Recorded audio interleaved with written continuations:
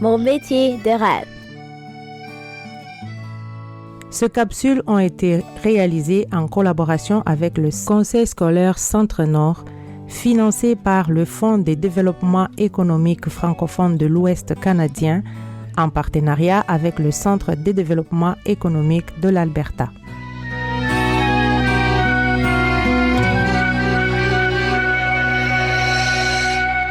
Bonjour, je m'appelle Kenzie de l'école Saint-Jean d'Arc et aujourd'hui je suis ici avec Monsieur Louis. Bonjour, comment est-ce que vous allez? Ça va bien, merci Kenzie. J'ai quelques questions pour vous. Oui. Premièrement, autre que ce bâtiment ici, quels autres bâtiments avez-vous fait? Oh, ça c'est une bonne question.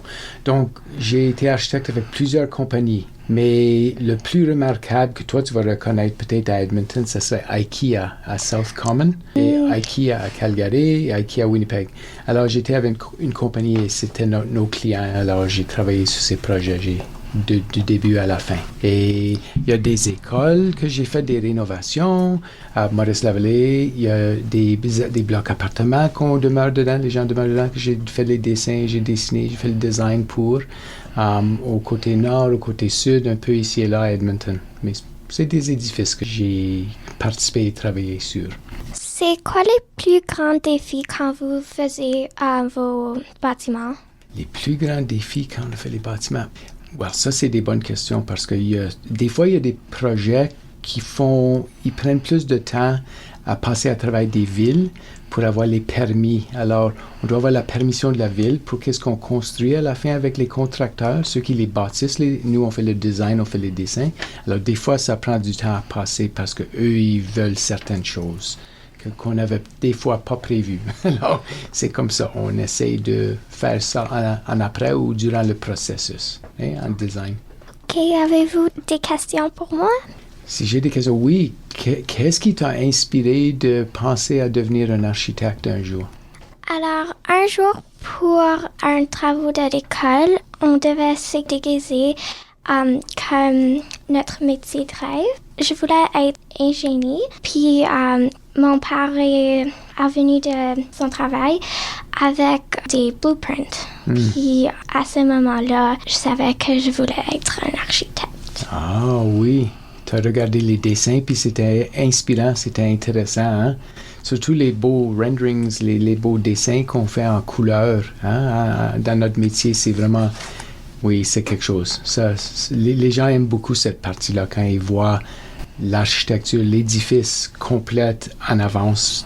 Ça donne de l'inspiration parce que c'est en couleur, c'est beau. Ça, je comprends ça. Combien de semaines avez-vous pour Noël? Oh, bonne question. Well, d'habitude en architecture, on est chanceux parce que en architecture, construction et ingénierie, on travaille tellement fort le restant de l'année qui nous donne 3 semaines au moins, 2 semaines. Des fois, ça tombe à 3 semaines rendu plus vieux, là. Il te donne un peu plus de liberté. Mais quand tu commences, au moins, tu as 2 semaines d'habitude. C'est typique dans notre industrie de prendre du temps pour être en famille, et célébrer les célébrations. Ça, c'est bon parce que ça, c'était un make-or-break question pour moi d'être architecte.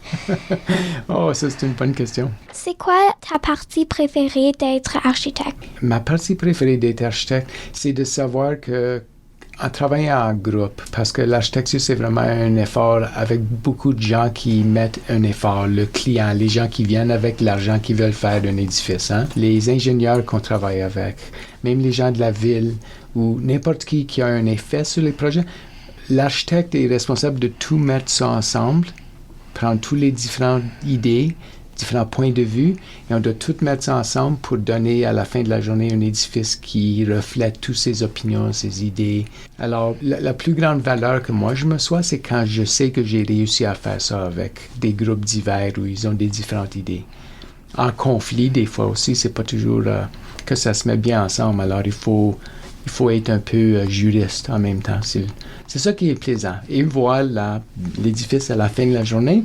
Aller sur site avec ma caméra ou prendre la photo de l'édifice final, c'est ça que j'aime le plus. C'est ça quand tu peux aller voir qu'est-ce que tu as travaillé si fort dessus.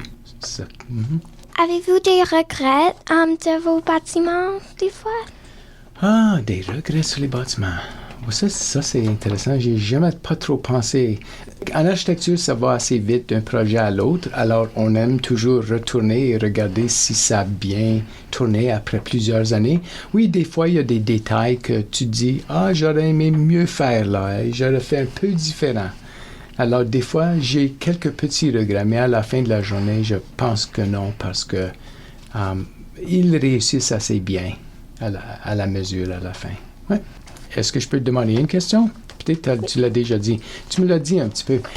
La raison pourquoi tu es devenu architecte, c'est parce que tu as vu les blueprints, tu as vu un peu les dessins. Est-ce que tu aimes aller dans la ville puis regarder qu'est-ce qui se passe dans la ville, les autres édifices qu'on voit alentour de nous? Oui, j'aime beaucoup ça. J'aime aussi regarder mon école parce que l'école Saint-Jean d'Arc, c'est comme un château. Puis ça aussi, ça passionne aussi à être architecte. Oui, c'est ça, hein? Vivre dans les édifices, ça donne ça. Quand tu vas dans la cité francophone, ici, tu sors dehors dans la rotonde, c'est un bel espace à 2 niveaux, et tu vas dehors, il y a une belle courbe sur l'édifice. Il y a beaucoup de choses qui nous inspirent hein, quand on les vit. Alors, je te suggère, continue à vivre dans les édifices. C'est exactement ça qu'on doit faire. On rêve hein, de ces espaces-là, ça c'est bien. Est-ce que tu aimes dessiner? Oui, je prends des cours d'art. Oh, excellent, OK. Dessiner, c'est ça. Si les gens aiment dessiner, ça passe un peu de temps. Sauf que quand tu deviens à mon âge, tu fais un peu moins de dessin, un peu plus de management, un peu de gérance, un peu plus de direction. Mais c'est comme ça que c'est. OK. Merci. C'est qui t'a inspiré le plus?